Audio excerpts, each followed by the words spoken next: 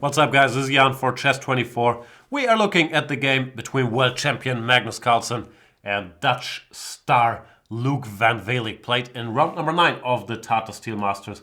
And going into this game, the world champion Magnus Carlsen will not have been a very happy camper.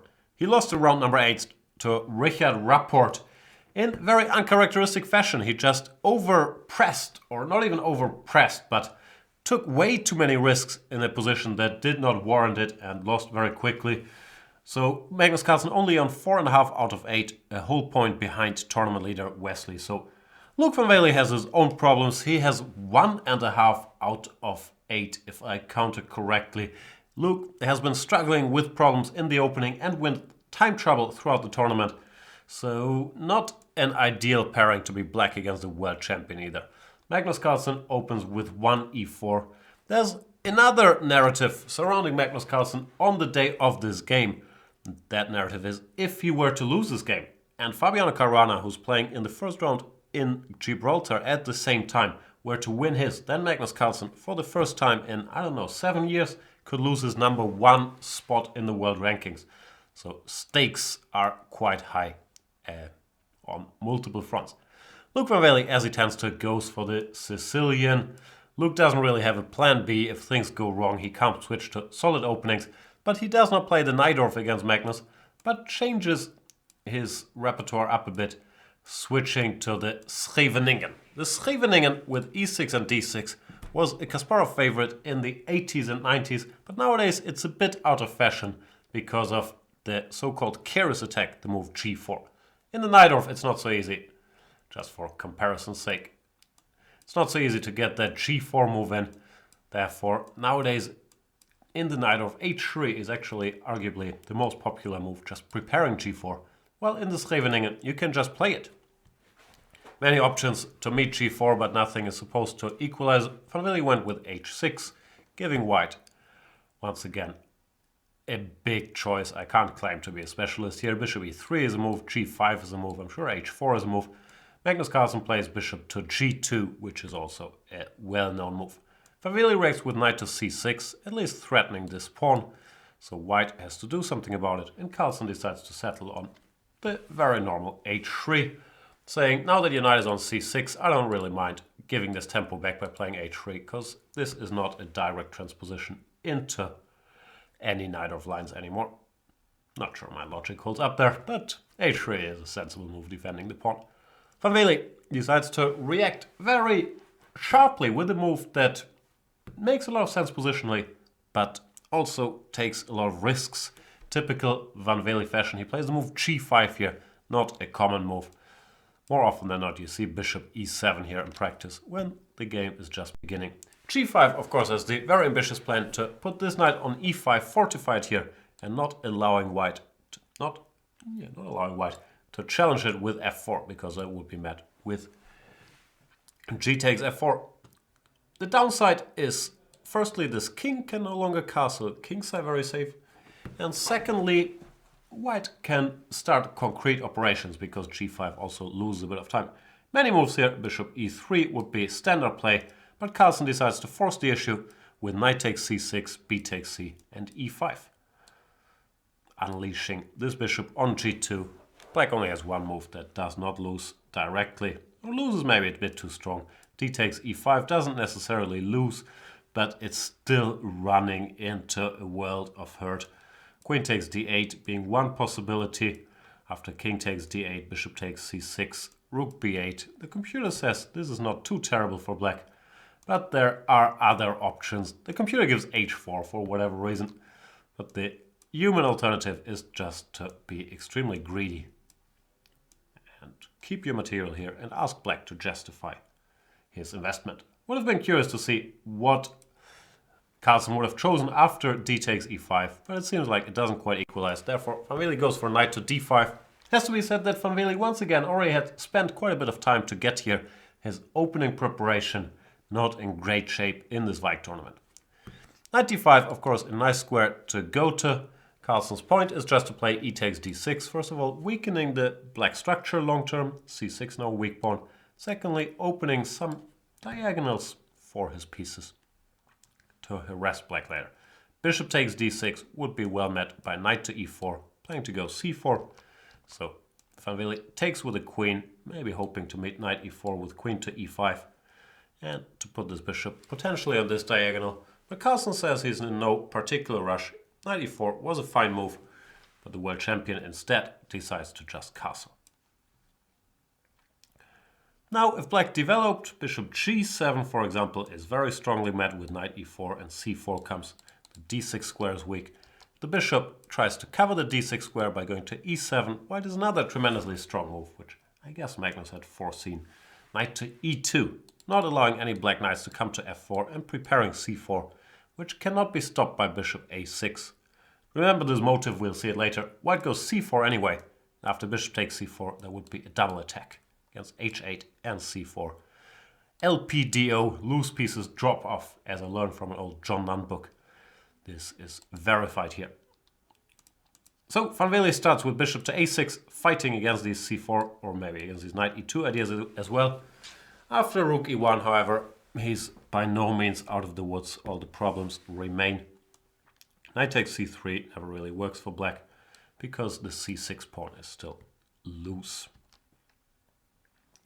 So Van Wely now chose bishop e7, with knight e2 no longer being a big problem. But there is another problem, and Carlsen puts his finger on it. Knight to e4, queen to c7. And the same trick I just mentioned gets executed in a slightly different fashion here. c4, once again bishop takes c4, queen d4 is bad news. Knight to f4 is also not great, because after bishop f4, let's say queen f4, queen a4 is extremely painful for black, hitting the bishop and the pawn on c6. Should the pawn drop back, let's say. The bishop drop back, let's say bishop b7, rook a1, then black's position will collapse. You can't even castle because of rook to d7 with a double attack. So, trouble sometimes for Van Wely. He decides to play knight to b4, which looks like a bad square, but at least after rook d8, this knight can make it to d3, and things aren't that simple. Carlsen chooses a very simplistic solution here, just defends his pawn by playing b3. There were many alternatives. The computer really enjoys this move, tending to put the queen here. I also thought the direct queen b3 made a lot of sense in order to go queen to c3 and not to allow rook d8 with tempo. And a3, once again, is also a threat. But Carlsen does not mind just shutting this bishop out of the game, playing b3, and allowing this rook d8, queen to f3, knight to d3 counterplay. The knight looks nice on d3, but after rook d1, it can't do anything. Can't do any better than just giving up his own life on c1. And after rook a takes c1, the black position is still a little awkward to play. The problem is the king. If he castles knight f6 check, it will be quite unpleasant. You never want to take that and live with a white queen there. So you gotta go away, and after king h8, let's say takes, rook takes, knight to h5 is still quite unpleasant, pronouncing the weakness of this king. f7 is under attack. After king g8, queen to c3 would be threatening checkmate. After e5, e5 is a horrible positional concession, weakening all these squares. White goes bishop e4, and in typical Carlsen fashion, he wouldn't be material down, but slowly but surely starting a kingside attack that would be quite tough to defend against. Therefore, it's very logical that Van Wely tries to exchange the queens, goes queen f4 here to get rid of this very powerful lady. But details, once again, are not necessarily in his favor. Magnus keeps playing the most simple moves. There was the option of going knight takes g5 here, cute tactical shot, with the point of queen g5, queen c6, and a double attack, king f8, queen takes a6. But probably Carlsen was not in the mood for any complications here, h5. There could be some counterplay against the white king all of a sudden, even though objectively I would guess white is better as well. Carlsen just plays the move rook takes d8, but that actually asks some uncomfortable questions as well. King takes d8 looks logical to keep an eye on these two squares, but after rook d1 check, king e8, queen to c3, the loss of the right to castle would prove fatal for black, because, well, castle is not allowed, and if you move this rook somewhere, let's say rook g8, queen a5 gets the job done. The king in the center will succumb to the pressure. Therefore, you gotta take on d8 with the bishop, but that has its own problems, mainly that after queen f4, gf, the bishop lost sight of this diagonal. This knight can now occupy the juicy c5 square, once again pronouncing that the bishop on a6 is not a happy camper. After knight c5, bishop c8, black drops a pawn on c6. So he's made it to the endgame. He even has the two bishops, but this is a big pawn to lose because it gives white a passed c-pawn, and a bad endgame is normally not a recipe for success against Magnus Carlsen. Not saying that it was easy to get anything better after this opening, but here after bishop f3, black has to fight very hard to stay in the game. He plays bishop to b6, trying to activate this bishop. I thought this might be a good time to try h5, trying to either get rid of the weak h-pawn by taking on g4 next, or to provoke white into g takes h5, which on paper picks up another pawn, but also gives black something to hope for by means of advancing his pawn mass in the center. The computer says that after f5, rook d1, white is still significantly better, but it does strike me as a better practical chance. Bishop b6 was played, knight back to d3, keeping an eye on this guy, rook to d8, now knight takes f4, rook d2, would be a bit of counterplay.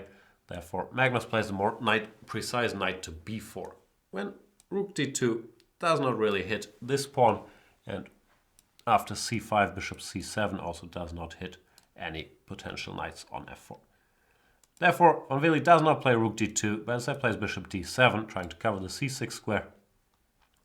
If he were allowed to play rook to c8, he could possibly hang in there, but Carlsen activates his c-pawn instantly, goes c5, bishop to a5, rook to c4, planning to advance even further, or to play, let's make a waiting move. Not really a waiting move, but let's do it anyway.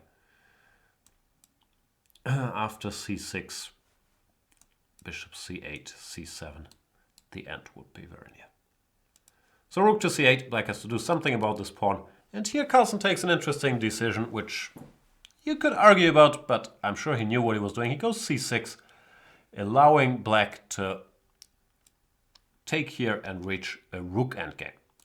If you don't take, but instead play bishop e8, white could grab another pawn, and I don't really see how black can stick around. Therefore, bishop takes b4 is the best chance. Rook takes b4, bishop takes c6, bishop takes, and rook takes. And we've reached quite an instructive rook endgame. I can't claim I'm a specialist, and I've learned many times that the good old saying all rook endgames are drawn is far from the truth. I would guess that after rook takes f4, when white is a pawn up, that white's winning chances are very, very high here. Maybe it's even technically winning. First of all, the h-pawn is a weakness. Secondly, the a-pawn is also a weakness. So it's not the typical white is one passed pawn on one flank and then 3 versus 3 on the kingside situation, because you can actually target this pawn in many lines. And it's also not so easy for black to generate counterplay by activating his king, because there's problems here. So even though it does not strike me as an easy victory, I would guess Carlsen was quite confident entering this. But Wely does his best. He plays a5, gaining some space and planning to put the rook here, where it not only covers a5, but also prepares h5 to get rid of this pawn. King g2, rook c5. Now h5 is an option. Therefore, the world champion plays h4, very instructive. You don't want to exchange pawns when you're the attacker. So he's getting ready to meet h5 with g5, leaving black with his weakness and keeping all the pawns on the board. That doesn't help black's cause, so Wely decides to wait. Rook to d5, king to f3, pawn to f6. Pawn to f6 not really a waiting move, but it's very hard for black to maintain this. Just do nothing, move around. Then Carlsen will slowly but steadily, I'm not sure if this is the ideal plan, but advances pawns further and either transfer his rook to the 7th rank or transfer it to even the h square to target this pawn. There's also the option of bringing the king over, picking on the a5 pawn. Okay, you guys can see I don't have a clue, but white would improve his position and somehow win. I also don't have any doubts about it. So I don't think passive defense saves black here. f6 intends to once again play h5, exchange the a-pawn, but it does have the drawback that it exposes the 7th rank and creates some more weaknesses here as well. Carlsen goes king to e3, not in a hurry, he's not afraid of h5. Because, quite instructively, as long as he's ready to play f3 here, he's saying, okay, if you want to give me that passed h-pawn, now that your pawn is on f6, I don't think you can defend this double whammy. That's the term. Rook to d1, rook to a4, check, rook to e5, rook to c4, good square for the rook to d5, and h5, already introducing all kinds of tactical possibilities based around rook c7 and or h6. For example, how do I come up with a good sample line here? Rook d1, it's not a good sample line at all. Rook c7, king d6, rook a7, this is what I'm going for. Rook to d5 and h6, and all of a sudden this pawn can't be stopped at all anymore.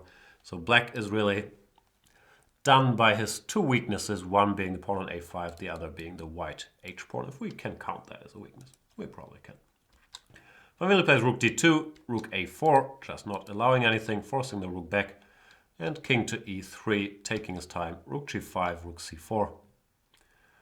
When one chance that at least had to be calculated would be to break up this formation by going f5. It doesn't work, but it required some calculation from Carlsen. h6 is the best move here.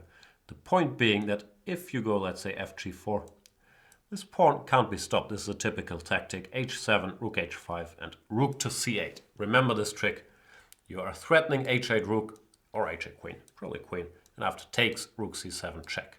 This tends to work with a king on e7 or d7 if your rook is further away, but not with a king on f7 because then there would be king g6.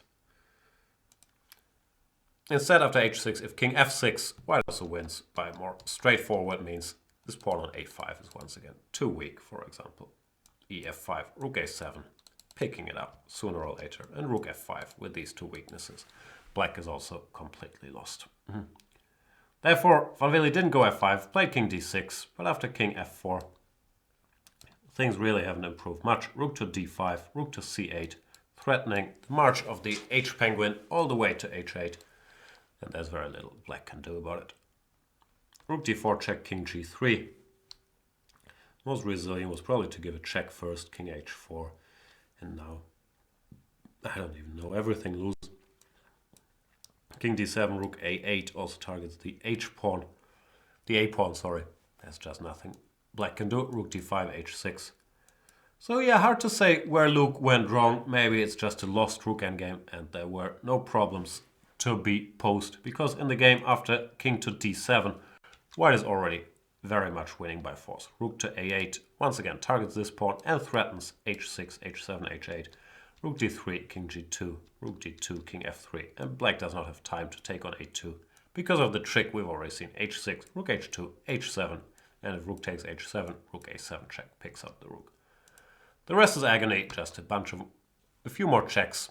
King f3, rook d3, king e4, rook h3, but white picks up another pawn, keeping all the advantages of his position, so you could resign here with a clear conscience, and that's what happened. A couple moves later, the e-pawn was not quite in time to be a distraction. Carlsen calculates the finale. And after rook a7, king d6, rook a8, there is nothing black can do. Well, king d8, of course, would allow. h8, rook or queen. Check. Rook takes h8, and e2 is not quite enough because the rook returns and parries that pawn. Therefore, rook a8 was the last move made in this game. If e2, rook e8, this pawn is not going anywhere. h8 is coming. Van Wely resigns. And a reasonably, I don't know if easy, but comfortable victory for Magnus Carlsen because once again, Luke Van Wely ran into problems in the opening and had to defend an unpleasant position and then soon an unpleasant endgame, which is a recipe for disaster against the world champion. In the tournament, Magnus Carlsen is, spoiler alert, half a point behind leader Wesley So now together with Wely and Pavel Elyanov. So there's still a lot to play for.